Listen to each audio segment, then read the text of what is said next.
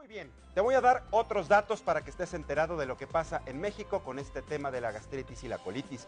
De acuerdo con el Instituto Mexicano del Seguro Social, aproximadamente el 70% de los mexicanos padecen o padecemos gastritis, aunque es más propensa en mujeres de entre 20 y 54 años. Y quiero agradecer, está con nosotros el doctor Adrián Murillo, es especialista en cirugía gastrointestinal para platicar precisamente de este tema. Doctor, muchísimas gracias por estar con nosotros. Mucho gusto. Bienvenido. Buenas tardes o buenos días. Pues aquí estamos listos ya para platicar de este tema. Me llama Claro. mucho la atención que esta cifra que da el Instituto Mexicano del Seguro Social sea tan alta, que puede reflejar, sí, el aspecto que maneja a los pacientes que están dados de alta en el instituto, pero pudiera ser también un reflejo de lo que ocurre a nivel general entre la población mexicana. Sí, mira, es un padecimiento bastante frecuente. Cabe recalcar un poco que la enfermedad en sí, gastritis y colitis, denota ya un proceso patológico en el órgano, pero generalmente las personas cuando dicen, no sé, nuestros conocidos, es que ahorita traigo como la gastritis, ellos están hablando de los síntomas que están presentando. Como tal, pero no es... A ver, de entrada, ¿la gastritis no es lo mismo que la colitis? No, son cosas totalmente diferentes. Son dos cosas completamente diferentes. Están ligadas, por decirlo de alguna manera. Mira, cuando se trata de los trastornos funcionales del tubo digestivo, sí podrían estar ligadas, porque ambos denotan que hay como un grado de molestia que está generado por la víscera y que está causando dolor. Pero los síntomas sí varían un poco, porque la gastritis, generalmente el dolor que presenta es en la parte alta del abdomen, en esta parte justo debajo de la unión entre los arcos costales, y la colitis suele ser un poco más generalizado el dolor abdominal, con distensión, y generalmente se acompaña además de mejoría, en el caso de la colitis, cuando van al baño los pacientes. Y eso con la gastritis no pasa tanto. A ver, doctor, vamos a entrar de lleno con el tema porque a veces nos da miedo empezar a conocer las causas o el origen de estos dos padecimientos gastrointestinales. Pues, ¿por qué nos da? ¿Es por lo que comemos? ¿Por qué no hacemos ejercicio? ¿Por qué tomamos demasiadas bebidas gaseosas?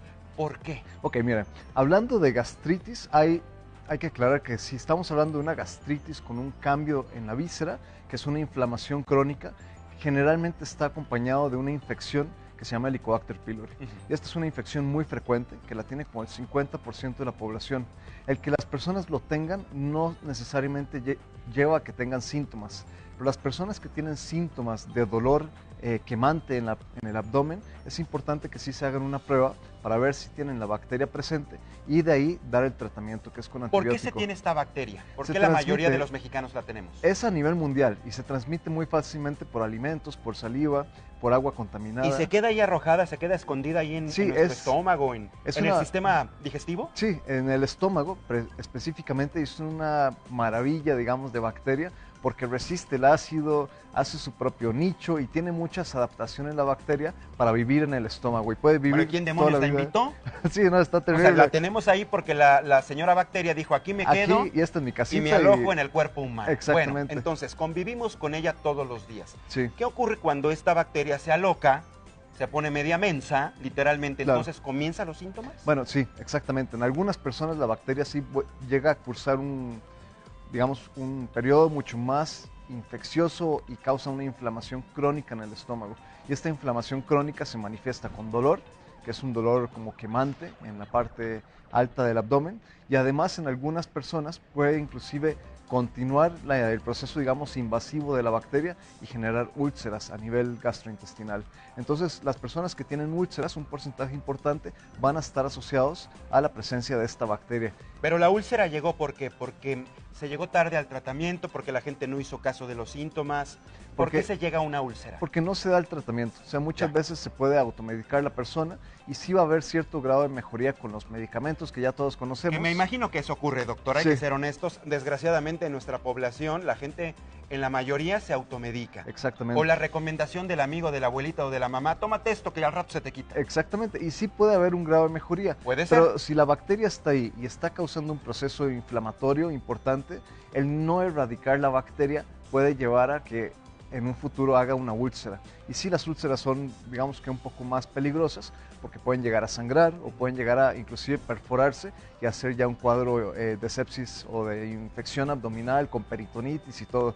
Y ya eso se vuelve... Todas las complicaciones que se pueden llegar a presentar. Ok, ya entendemos que en la mayoría de los humanos existe esta bacteria que está alojada en nuestro estómago. Sí. Bueno, pero también influye el asunto del sobrepeso, influye la obesidad, influye el tipo de alimentos, si son picantes, no lo son, si comemos mucho ácido, si no comemos fibra. ¿Todo esto también son factores importantes? Mira, la obesidad sí es un factor importante, pero no tanto para la gastritis, sino más para el reflujo gástrico. Que el reflujo ya sería cuando el ácido que está dentro de nuestro estómago sube hacia el esófago, y eso genera un dolor muy desagradable en la parte posterior, digamos atrás del pecho, y es también quemante. Ahí sí la obesidad juega un papel. En relación a la dieta, no influye tanto. O sea, sí hay como que un mito urbano de que no, deja de comer los picantes. Uno pensaría, ya bájale a las garnachas, Mariano, porque al rato vas a tener gastritis. Exacto. Es lo primero que te dicen. Sí, pero no tanto. O sea, imagínate que el estómago, el ácido que secreta es ácido clorhídrico. Ajá. Y tiene un pH sumamente ácido. O sea, sería raro que nosotros en realidad llegáramos a consumir algo tan ácido que llegara a generar inclusive una acidificación mayor, ¿no? Entonces, el estómago está hecho para tener ácido y para digerir los alimentos de una forma espectacular, y está muy protegido, tiene sus mecanismos de defensa. Entonces, la alimentación como tal no juega tanto un papel. De hecho, hay muchas publicaciones que hablan de esto y ninguna en realidad ha documentado de forma fehaciente que diga, sí, pues evitar el picante. Y bueno, pues ahí por todos los pacientes que traen su gastritis y a lo mejor se autodiagnostican, dicen, bueno, es que ahora sí ya no puedo comer picante por el síntoma. En realidad estas personas sí necesitan ir a una consulta para ver qué es lo que está pasando, por qué a lo mejor con algunos alimentos sí están presentando una sensación desagradable, y pues tratar de corregirlo para que puedan comer como todos queremos comer, ¿no? Y por eso están ustedes los especialistas, precisamente para que puedan decirnos qué es lo que están haciendo al respecto. ¿Te parece, doctor, que veamos una serie de datos que tienen que ver con la gastritis y la colitis? Los vamos comentando contigo, que son así como parte de los síntomas que presentan estas dos enfermedades. A ver, veamos. Causas comunes de la gastritis, doctor.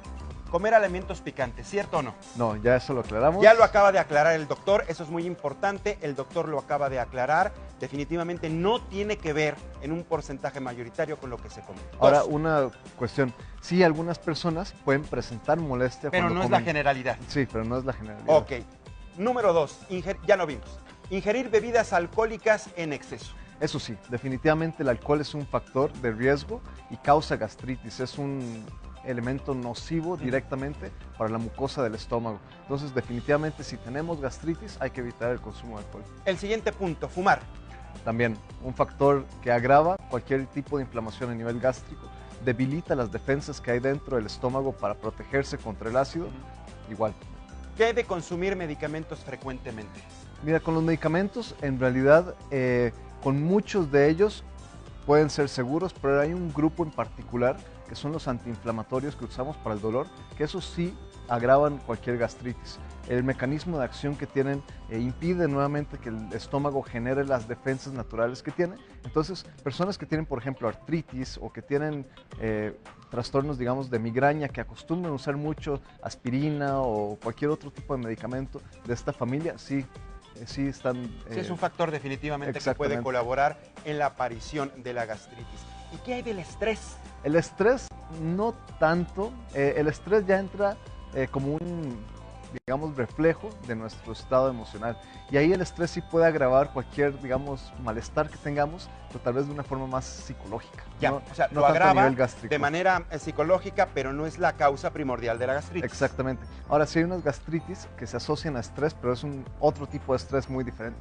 Pacientes que están hospitalizados, politraumatizados, en esos pacientes en particular, sí hay una gastritis que suele acompañar todo el proceso, digamos, que están sufriendo, pero ya es un estrés fisiológico importante. Ya. No es el estrés del día a día, digamos, del día a día rutinario, que nos va a causar la gastritis. Ahora vamos a hablar de los factores que pueden desencadenar la colitis. La Secretaría de Salud de nuestro país calcula que entre el 16 y el 30% de la población padece algún tipo de colitis. Entre el 60 y el 70% de las personas afectadas, otra vez, son mujeres. Vamos a ver precisamente este asunto de la colitis. Antes de ver los gráficos, quiero preguntarle al doctor, ¿por qué son más las mujeres que los hombres? La verdad se desconoce por qué. No hay una razón, no hay un estudio científico que determine por qué las mujeres padecen más colitis que los hombres. No, hasta donde yo sé no, probablemente tenga que ver algo hormonal, pero en realidad no hay nada que esté, hasta donde yo sé, que esté documentado. Vaya, entonces vamos a ver a continuación esta serie de datos que vamos a platicar aquí con el doctor sobre la colitis, ¿no? El síndrome de colon o intestino irritable es una enfermedad crónica benigna ocasionada primordialmente por varios factores. Vamos a ver a continuación los gráficos y los platicamos aquí con el doctor. Ya los tenemos ahí en pantalla. Principales síntomas de la colitis. Dolor abdominal. En este caso no son causas, son síntomas. Dolor abdominal de entrada. Mira, el síntoma de la colitis, ahora la colitis es un trastorno donde generalmente hay dolor y distensión abdominal. Y es algo recurrente, que el paciente dice, llevo más de 6 meses, que 2 o 3 veces a la semana me siento como distendido, que es cuando se inflama el abdomen con aire. De hecho, uno cuando pasa es como un globo y se acompaña de un dolor. Cierra el pantalón, bueno, y aprieta y dices, ya quiero aventar el cinturón por otro lado. Exactamente, y es un dolor como tipo cólico, es decir, es como intermitente y va y viene en intensidad. No es algo, por ejemplo, y es importante recalcar, en dolores que son muy específicos y que son muy exquisitos y permanecen por mucho tiempo, es un signo de alarma para ir al médico. O sea, si el dolor persiste y persiste y la intensidad va aumentando, es mejor ir al médico porque ahí se puede tratar de una apendicitis, una colecistitis o algo quirúrgico que sí requiere atención quirúrgica. Claro, por eso hay que descartar finalmente. Exactamente. Por eso acudir con el especialista es muy importante y nuevamente repetimos en este espacio, no hay que automedicarnos, no hay que recurrir al remedio casero porque finalmente pudiéramos estarnos haciendo más daño que logrando un avance en la cura o en el tratamiento de la enfermedad. Otro síntoma de la colitis, da diarrea. Diarrea, sí.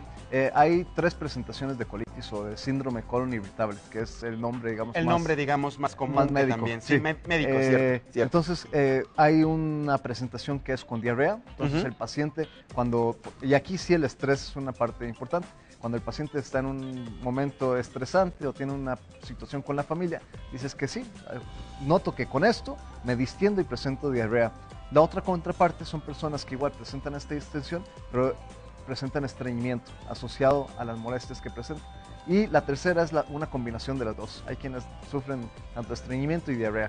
Entonces, dependiendo si es con estreñimiento o con diarrea o mixto, el tratamiento va dirigido pues, a mejorar ese tipo de síntomas. Importante lo que nos dice también el doctor en este aspecto, porque entonces, si tú empiezas a presentar esta diarrea constante, otra señal de alarma, ¿no? Sí. Se encienden los focos de señal de alarma. Sí, o sea, cuando hay diarreas que no se autolimitan y que duran más de una semana o de 3 días, ya hay que ir al médico. O sea, algo está pasando y definitivamente hay que descartar otras causas de diarreas crónicas que a lo mejor sí pueden ser más susceptibles a manejos médicos. Porque finalmente con el síndrome del colon irritable el manejo sí hay una parte médica, pero mucho puede ser manejado con dieta. Ya. Y con la dieta es un poco particular porque prácticamente es tratar de identificar algunos alimentos que en ciertas personas causan la molestia. Entonces uno les restringe los alimentos por un tiempo, o el grupo de alimentos que suele estar asociado con estos síntomas, el paciente los deja de comer y dice, sí, ya mejoré, doctor. Y después de eso es un alimento por cada 3 días que van reintroduciendo y entonces llevan su agenda y su diario y dicen, ¿sabe qué, doctor? El tomate, que me ha pasado mucho, que con frecuencia es uno de los alimentos que les cae mal a las personas. Dice, cuando como tomate, me distiendo. Entonces ya les digo, no, bueno, la próxima vez que vayas a un italiano, ya sabes que vas a sufrir malestar después de comer. Este tipo de alimentos. El siguiente es el dolor rectal. El dolor rectal no es tan característico. Sí en algún momento pueden llegar a tener, por ejemplo, si tienen muchas evacuaciones diarreicas, pues ya un malestar rectal o un dolor rectal, porque finalmente genera un daño, ¿no? A la mucosa rectal. Pero dentro del síndrome del colon irritable como tal no es tan característico que los pacientes llegan a tener dolor rectal. Ahí sí habría que investigar un poco más y revisar si no hay otro tipo de enfermedades que están coexistiendo. Vaya, otro de los síntomas que también puede presentar las personas con síndrome de colon o intestino o irritable o la colitis son obviamente los gases intestinales. Al haber distensión, obviamente, la consecuencia sería la serie de flatulencias y gases intestinales. Exactamente, y de hecho muchas personas, o una de las características muchas veces que estas personas tienen, es que van al baño y se les alivia un poco el dolor. Y yo creo que a la mayoría de nosotros nos ha pasado que en algún momento sí comimos algo que de plano nos distendió mucho y estamos muy incómodos y en el momento de ir al baño, hasta siente uno alivio, ¿no? Y dice, ya. Pero no se resuelve el problema, ¿verdad, doctor? A lo mejor en ese momento es una satisfacción meramente temporal. Exactamente. Pero no se está resolviendo el problema de la colitis. Exactamente. Si no se identificó qué es lo que lo está generando, pues la próxima vez que entre en contacto con ese alimento va a volver a hacer lo mismo. Pero sí es característico en las personas con síndrome de colon irritable que tras ir al baño y, digamos, evacuar el gas que tienen, ya el dolor mejora. Entonces dicen, sí, doctor, o sea, fui al baño y ya mejoré bastante. Y otra característica importante que no mencionamos es que el dolor del colon irritable no suele suceder o no suele despertar a la persona en la noche. Cuando el dolor despierta a una persona en la noche, hay que empezar a pensar en otras causas más orgánicas, como, sí, o sea, algo que requiera más atención. Generalmente el síndrome del colon irritable es algo que ocurre, digamos, solamente en el día. Ya la persona se duerme y puede dormir bien, y al día siguiente pues puede volver a presentar los síntomas. Y en este caso, doctor, ¿también se puede llegar a presentar sangrado gastrointestinal? No. ¿Aquí no? No. Y qué bueno que me lo mencionas, porque el sangrado gastrointestinal, si cualquier persona que nos está viendo lo presenta, es un motivo de consulta inmediata. O sea, definitivamente hay que investigar, porque no es para nada normal. Definitivamente no tiene que ver con el intestino irritable. No. Ya pudiera ser causa de otro padecimiento, sí, otra circunstancia que pudiera estar afectando precisamente el organismo. Exactamente. O sea, y sobre todo al evacuar, la gente se da cuenta al evacuar, se evacúa con sangre, ya pudiera tratarse de otro tipo de cosas. Sí, y ahí depende un poco del rango de edad de la persona, pero si estamos hablando de personas de 40 años para arriba, que presenten sangre en una evacuación, es consulta inmediata y hay que investigar un poco con una colonoscopía probablemente para descartar cosas que pudieran generar sangrado como un tumor. Importante. Bueno, pues con las recomendaciones y los datos que nos dio el doctor es importante determinar que sí, definitivamente en estos casos hay que acudir inmediatamente al doctor. La automedicación, ojo, no sirve, no te arriesgues, porque en lugar de estar resolviendo el problema, pudieras estar agregando una serie de padecimientos más a tu organismo. Doctor, ¿cómo te seguimos en tus redes sociales? Por si quedó alguna duda y la gente pueda hacer contacto contigo. Sí, con mucho gusto. En Facebook me pueden encontrar en Cirugía AMZ y tengo mi página de web que es www.webquirúrgica.com. Nos ayuda el ejercicio, ya para rematar. El ejercicio, Hacer ejercicio nos va a ayudar para todo. Tanto para la gastritis como para la colitis. Más para la colitis, pero sí, el ejercicio es fundamental. Y sobre todo con método de manejo de estrés. Ajá. Es sobre fundamental, todo. Sí. Pues hacer ejercicio definitivamente. Doctor, muchísimas gracias por haber estado con nosotros.